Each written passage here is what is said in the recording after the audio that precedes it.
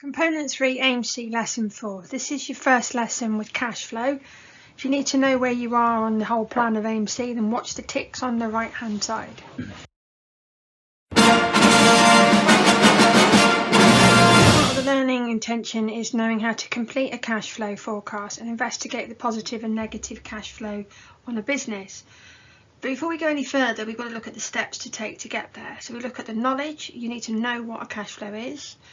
The skills, you need to understand the four components of the cash flow statements. You've got the skill to actually read and interpret it.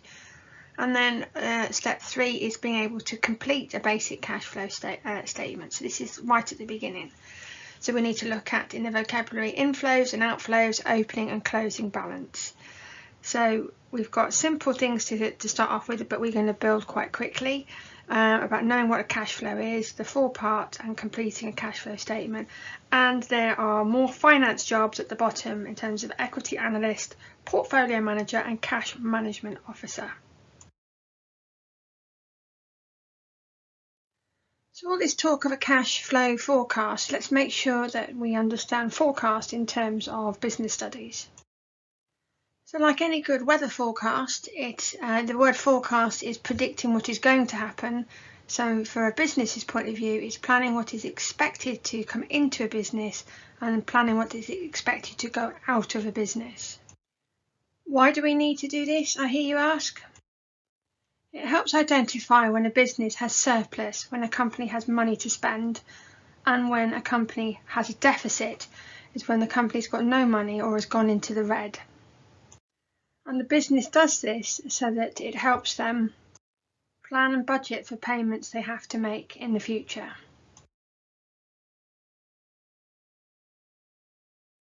Right, well, we understand that a cash flow helps you predict what is going in and out of the business. Now let's look at these 4 main titles. The opening balance is exactly what it says on the tin. It's what a company starts off with at the beginning of each month. It's what they open their business balance with. It's what they open their, you could say, piggy banks with. It's the opening amount of money. The closing balance is what the company ends up with in the bank at the end of each month after they finish trading. Now these other words, inflows or receipts. An inflow is what a company receives. It's the money coming into the company.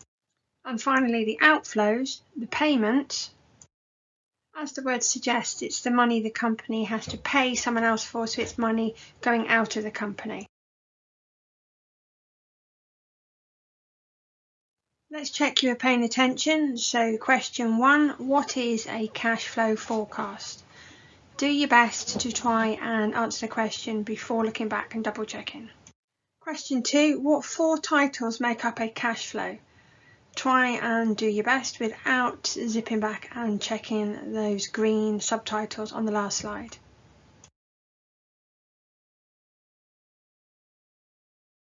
Now here we're going to investigate further what the inflows and outflows of a company are. So if we look first to the inflows, the money received on the left hand side, we can start with loans. The next type of money going into the business could be refunds. Yes, that is classed as an inflow. The final one we're going to look at is sales. So that is the sales of the products. That's the revenue. That's the money coming in to the company. That's the profit they're making. Right, we're done on that side. Let's go to the right hand side and look at outflow payments. So outflows are things the company pays for. So we'll start off with, in order to make sales, you need to actually do some advertising, and advertising costs money. Next on the list of things a company has to pay for is rent. And let's not forget, in order to actually have a product, you need to buy the materials to make the product, and you need to buy, therefore you're paying a supplier. So your next one is raw materials. If a company can start with its own savings and it doesn't need a loan, then that's absolutely fantastic. But most companies have a loan, so some of the payments you make is the repayment. So there's another one. And last by no means least are wages. If you didn't have the people in order to do the advertising, keep the building running, make the products, run the finance department, do the sales, process the refunds, all these people, you wouldn't have a business, so one of the last outflows, the payments, will be wages. Well, all this talk of a cash flow statement, what does one actually look like? So let's look at the table. We've got going across month 1, month 2, month 3. Let's go down month 1. We've got the opening balance of £200. We've got an inflow of £100 and an outflow of £200. We close at 100. So we've done a subtraction here, and that leaves us with £100. So we close month 1 with £100. So then we take that £100 and we close month 1 with it, but we open month 2 with it with 100. And then we go down and we've got an inflow of 50. So that at the moment that gives us a subtotal of 150, but now we've got an outflow of £300. So if we minus £300, we're actually going into the red, a deficit. We've run out of money. That bracket's around the 150. Represents minus money, so it's minus 150, it's in the red, it's a deficit. You can see it again here as we open month 3 with minus £150. And as we go through month 3, we've had an inflow of money of £100. We've spent £50 as an outflow, so we've made more than we've actually spent. That means we close month 3 with £100, but we're still in deficit, so it's still in the brackets.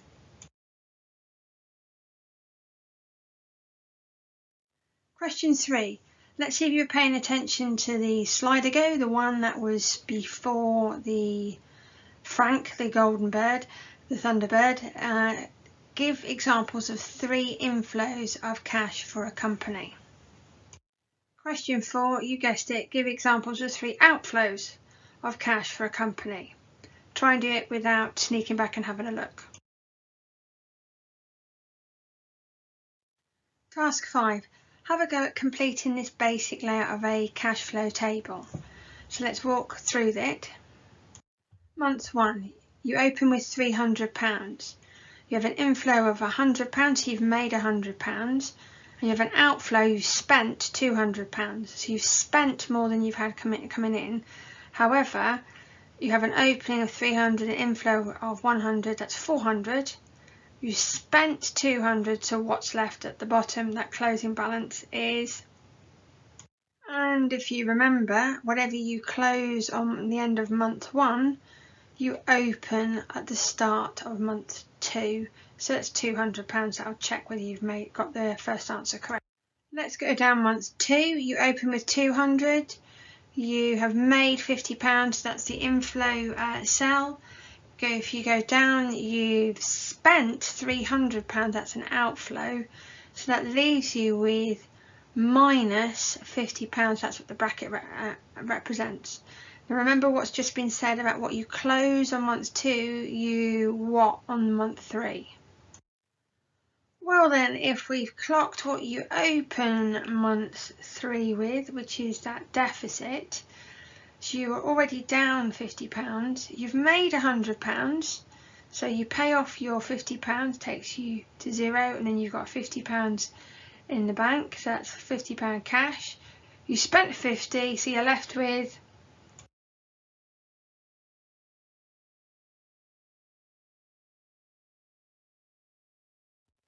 not bad. We've covered the basics of cash flow. You've had a go at a nice basic one, so let's have a look at why cash flows are done, particularly on the left hand side, using a computer. Well, I'm sure one of the first reasons you'd say is on a computer it's quicker to complete the calculations. As long as the numbers are inputted into the computer accurately, the calculations tend to be more accurate. Using a computer also takes less space, because if you imagine, think about in school how many times you use books. Do you think a company has the space for all the books that we have?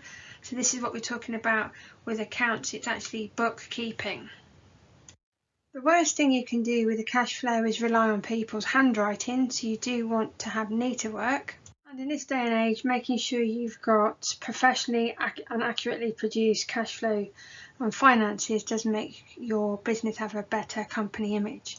One of the final benefits of making life easier doing your cash flows on a computer is that it's easier to update, because you don't have to recalculate all the months. If you've got all the formulas accurate, you can input one area and then the formulas will all update themselves. But it's not all peachy and rosy using a computer to do your accounts and your cash flow, because some of the problems are that it's specialist software, so it's actually quite expensive to set up. As it's specialist software, then you need specialist training, and that's some of the things that you can look into a career, and specialist training costs money. And as you can imagine, anything on a computer, computers are subject to viruses and potential crashes. Your cash flow is only as good as the information that's inputted, so there might be gaps, or there might be failures with saving, creating loss of information. Now, there's been quite a few of these hitting the news about security issues at hackers. I think the latest one was TalkTalk's customers' information was released in the public domain, so you've got all that personal finance data being misused. And finally, whilst a computer can make all these whizzy calculations, professional and all of this, it's only as good as the human that inputted it, so that it can be subject to human errors.